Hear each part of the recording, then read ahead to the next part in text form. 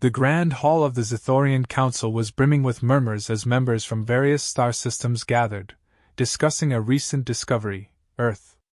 An unremarkable blue planet orbiting a minor star, hosting a relatively young, scattered species, humans. Laughter and scoffs filled the room as predictions of humanity's imminent defeat rang out. Conquering Earth seemed almost too easy, hardly worth the Council's attention. A gravelly voice cut through the chatter. You don't kill humans. All eyes turned to Grovek, the Council's eldest member, his scales dulled from centuries of battle. Though respected, he had an eccentric reputation, known for grim tales and cautionary words that often fell on deaf ears.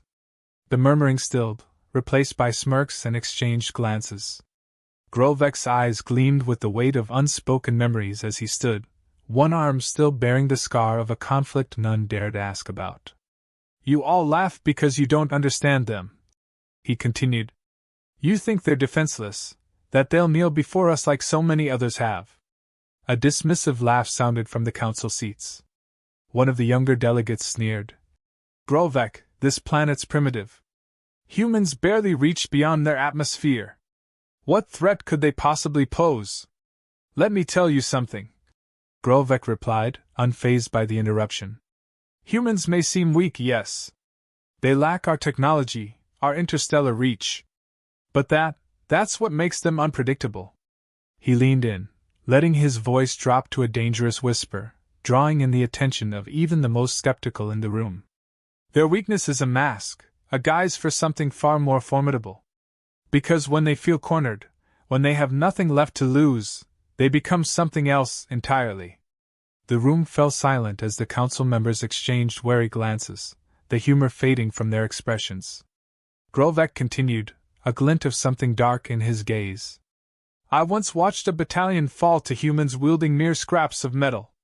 They were outnumbered, outgunned, yet they fought as if death itself was nothing but a slight inconvenience. And they don't fight with honor or strategy like we do. No, they fight like beasts, fueled by something we can't comprehend. They don't surrender. They don't negotiate. They adapt and attack with a ferocity that knows no bounds. But we are stronger. Another council member interjected, his voice less certain. Surely our advancements alone would secure victory. Grovek nodded, his expression unreadable. Strength, technology, these things matter little to them. To humans, it's about survival, even vengeance. When we took their kin, I witnessed them push themselves beyond physical limits. They make weapons out of everything, even their own despair. It drives them to become something more. Another voice broke the silence, tentative and skeptical. Why haven't we heard of this before? Because those who encounter humans rarely live to tell the tale. Grovek's voice dropped lower still. You think we're unstoppable, that we're wise in the ways of war, but humans have found ways to turn their supposed disadvantages into deadly assets. Their battles are not fights, they're survival, something we, in all our dominance, know nothing of. The council sat in stunned silence as Grovek's words sank in, the weight of his warning pressing upon them like a tangible force. They had come seeking conquest, dominance, another star system to bend to their will. But his story planted a seed of doubt, a hesitation that few would voice but all would feel. The young delegate, who had laughed earlier, now stared at the floor, his brow furrowed in contemplation. After a pause, Grovek looked around the room, his gaze piercing through each face. You want a challenge? You want glory? Then seek it elsewhere. You do not kill humans. Not because they cannot die, but because when you try, they'll become something you're not prepared to face. His words hung heavy in the air as he added, almost as an afterthought. Mark my words and remember them well. For if you choose to ignore this, if you choose to pursue your pride and challenge Earth, you won't live to see the regret in your decision. Grovek's gaze lingered a moment longer before he turned to leave, his steps slow and deliberate. The echo of his warning stayed behind, gripping the hearts of those who had gathered, stirring something they hadn't felt in eons. Commander Zartan stood at the bridge of his battleship, his gaze fixed on the blue and green sphere in the viewport, Earth. He held himself tall, cloaked in the confidence of advanced weaponry, tactical superiority, and centuries of alien victories. The planet was defenseless, he had been assured, and humans were far from a threat. He had dismissed Grovek's cryptic warnings as mere myth, war tales meant to incite fear in the Council's younger generation. To Zartan, Earth was just another primitive planet, ready for annexation. The fleet surrounding him bristled with weaponry, a testament to their assured dominance. In his mind, this mission was nothing more than a show of strength, a reminder to Earth of its inferiority. "Commander, we're receiving signals from the planet," his officer reported, a hint of amusement coloring her tone. "They're encrypted but primitive. Low-frequency chatter, mostly. Seems they're trying to coordinate something." "Let them try," Zartan smirked. "It will only make their defeat all the more satisfying." The ships descended, their shields absorbing the faint resistance from Earth's planetary defenses. A handful of missiles launched from the surface, exploding harmlessly against the alien fleet. The commander barely spared them a glance, focusing instead on the maps overlaying Earth's continents. Cities, military bases, and key infrastructure were marked as primary targets, already highlighted for bombardment. The fleet's bombardment began, the alien ships methodically targeting each location with precision and efficiency. But as Zartan observed the initial results, something felt off. Reports came in of pockets of resistance on the ground, a level of defiance he had not anticipated. Human forces weren't just scattering or fleeing, they were mobilizing, regrouping, and pushing back. Zartan scoffed at their stubbornness but authorized further attacks. A series of tremors rocked the ship as human projectiles hit, though none breached their shields. Still, it was the audacity that irked him. He began to sense something unusual in the way the humans were responding, almost as though they had anticipated an invasion. There was a precision to their retaliation, a coordination that belied their supposed lack of technological advancement. "Commander, we're detecting unusual interference," another officer reported. "Our long-range sensors are scrambled, and it seems localized to each of our ships." Zartan frowned, trying to suppress a sense of irritation. "Activate our countermeasures. They're probably attempting some crude signal jamming." But as the interference persisted, reports from the ground came in, detailing ambushes, attacks, and tactical strikes against the landing forces. Earth's inhabitants weren't hiding or surrendering. Instead, they were adapting, turning their own environment into a battlefield. Human soldiers and civilians alike were joining the fight, utilizing guerrilla tactics, disappearing into forests, buildings, and underground networks. For every alien advance, there seemed to be a counter, an unexpected resistance that ground his forces to a halt. Moments later, the ship's systems flickered, and Zartan felt a chill grip his spine. The interference was affecting the fleet's communications, hampering their ability to coordinate. Earth was using electronic warfare against them, and with surprising effectiveness. "Commander, some of our landing squads report losses. Humans are using..." The officer paused, clearly unsettled. "Weapons improvised from their environment. We're losing entire squads to what seems like guerrilla tactics." Zartan's irritation morphed into a scowl as he considered the unfolding situation. This wasn't how it was supposed to go. Earth was meant to fall swiftly and effortlessly. But the humans were relentless, driven by a purpose he couldn't fully understand. He recalled Grovek's words with a pang of irritation but forced them aside, too proud to admit that an elder's warnings might carry truth. Then came another report, chilling in its simplicity. One of the human resistance groups had taken out an alien command post with little more than makeshift explosives. They were adaptive, learning quickly, and executing strikes with a precision that suggested military experience. And their strategy was becoming clear. They were targeting leadership, aiming to decapitate the invasion forces by eliminating high-ranking officers. "Commander, we've lost contact with the Northern Division," another officer stammered. "There was an attack. They're gone." "Gone?" Zartan stared at his officers, his earlier confidence beginning to waver. Earth's inhabitants had managed to eliminate one of his best divisions, and the cost to retake it would be significant. The humans' resistance was growing fiercer with every moment, their tactics evolving, almost as if they thrived under pressure. It became unsettlingly clear that the humans weren't fighting for territory or power. They were fighting with the desperate fury of those defending their home. "Commander," came a voice from the back of the bridge. "What if Grovek was right?" He bristled but said nothing, unable to deny the mounting evidence. The humans' tactics were irrational, almost maddeningly unpredictable. The alien forces had superior firepower, greater numbers, and advanced technology, but none of it seemed to matter. These humans, they were like nothing he had encountered before. Zorian clenched his fists, watching Earth's forces rally with a strength and resolve that shook his previous certainty. This was no simple conquest. This was something far more primal. He was no longer sure if his fleet's power alone would be enough to overcome their tenacity. His chest tightened as he realized the truth. The humans were not fighting to win. They were fighting so that the invaders would lose, at any cost. For the first time in his military career, Zorian felt a trace of fear. The ship's alarms blared, and Commander Zorian's expression twisted as he watched the data feed.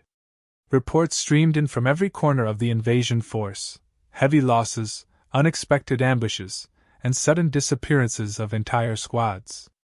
This was not war as he knew it, this was chaos, engineered by a species that seemed to thrive in it.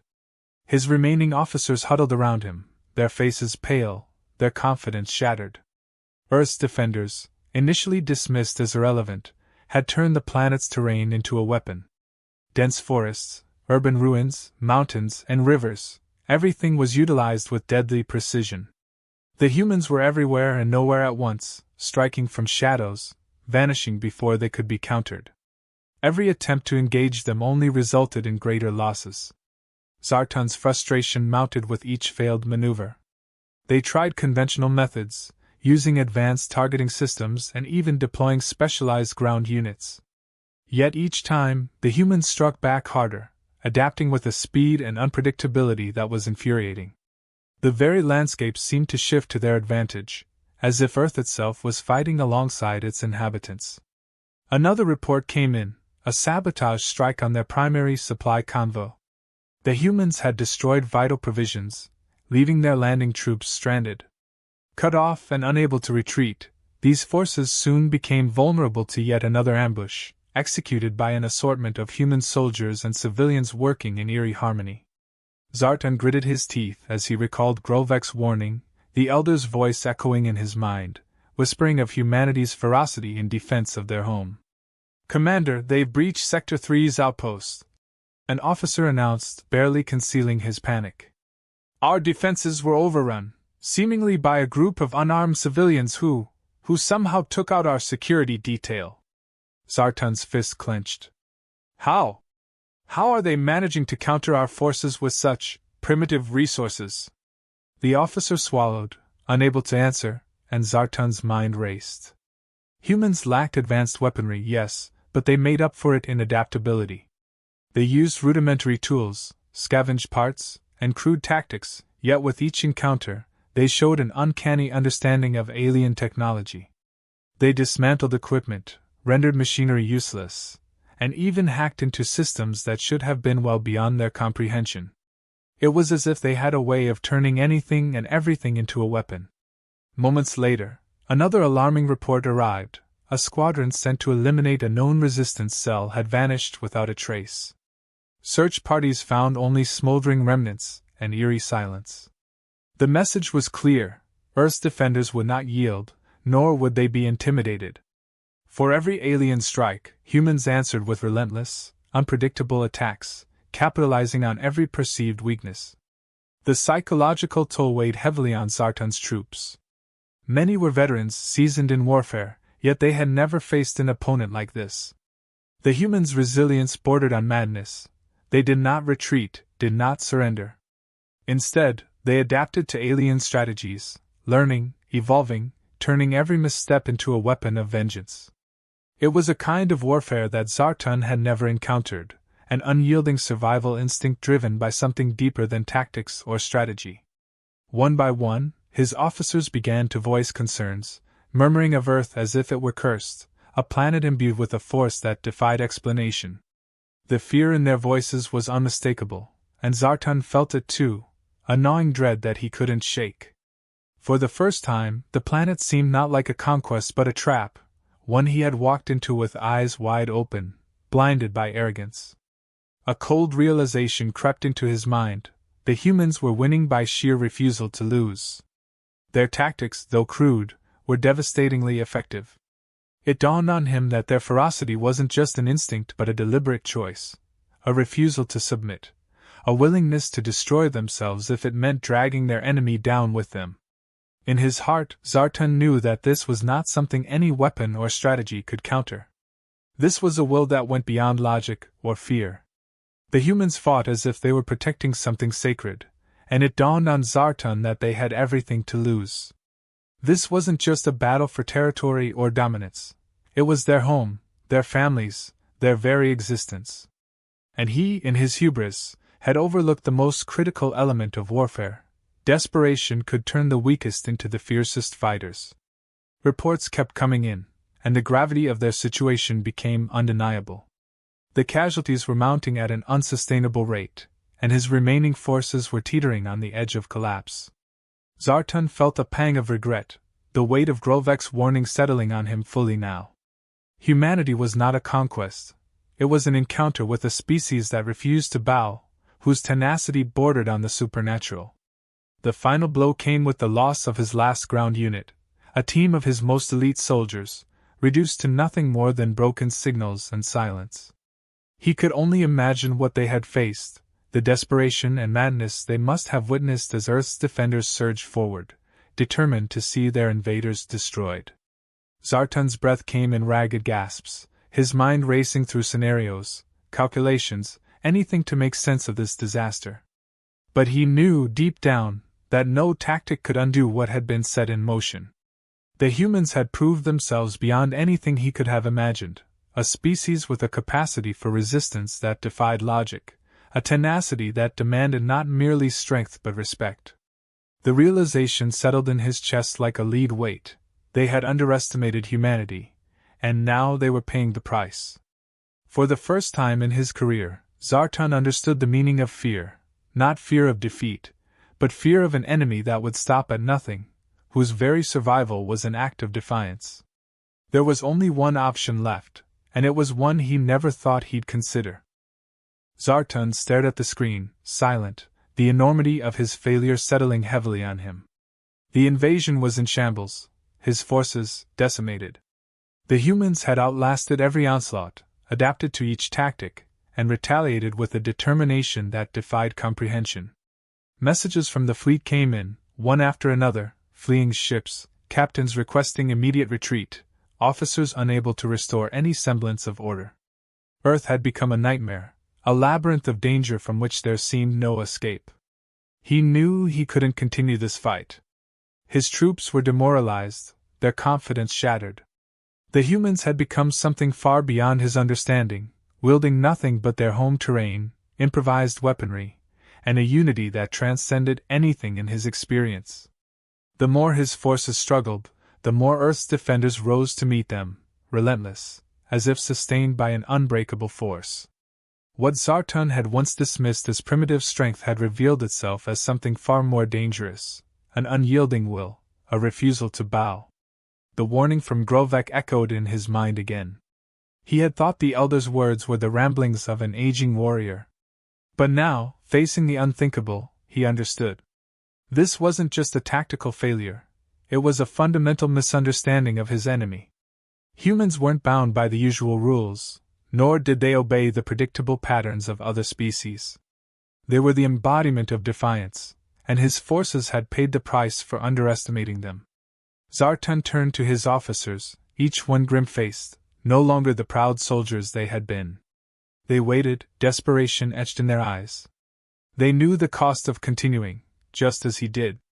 They knew that to press forward was to face annihilation, to pit themselves against a species that seemed limitless in its ability to endure and overcome.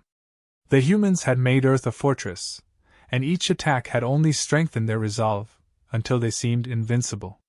There was no choice. Zorian's voice was steady as he ordered the retreat, though inside, he felt a bitter sting.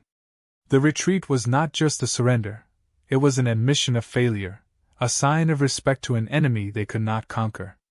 In all his years, he had never encountered a species that forced him to yield. But now, he would lead his remaining forces away, knowing they had encountered something they couldn't defeat, something more powerful than any technology or tactic.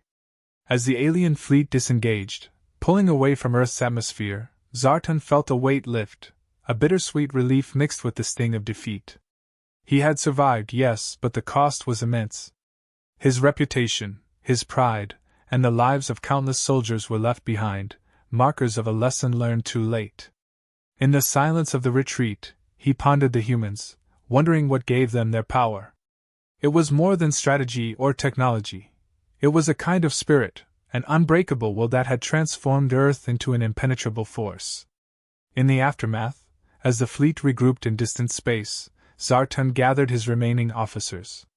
Each face bore the same haunted look, etched with the memory of their encounter with Earth. There was no anger, no blame, only a shared understanding of the enemy they had faced. They had ventured to conquer, but they had left changed, marked by an encounter with a species unlike any other. A few days later, in the stillness of his quarters, Zorian received a final report. Grovek had sent it, a brief, almost mocking message. * You don't kill humans. You leave them be, lest they teach you humility. * Zorian read it in silence, the message sinking in, each word a reminder of his arrogance. He now understood the elder's words in a way he never could have before. The humans had taught him a lesson that he would carry forever, a reminder that some battles were not worth fighting, some enemies not worth provoking. Word of the retreat spread quickly throughout the galaxy, and soon, Earth's reputation transformed. No longer a target, it became a warning, a name spoken with respect. The Council revised their strategies, new policies of caution put in place. Earth's inhabitants were not to be provoked, a lesson recorded in their histories and whispered in council halls for generations. Tales of the humans spread, reshaping their image from primitive species to something far more powerful, a force that resisted annihilation through sheer, indomitable will. As Zorian looked out over the stars, a newfound respect grew within him, a quiet admiration for the humans. They had faced the impossible, turned weakness into strength, and proved that some things, like home, survival, and freedom, were worth defending at any cost. He realized that it wasn't just Earth that they had defended, they had protected something much larger, something sacred to every being across the galaxy. He felt a strange comfort in that realization, a small measure of peace. In his defeat, he had learned that there were powers in the universe that transcended even the mightiest empires. The humans had shown him that true strength lay not in conquest but in resilience, and the courage to stand firm against overwhelming odds. They had taught him a lesson in humility, one that he would carry for the rest of his days.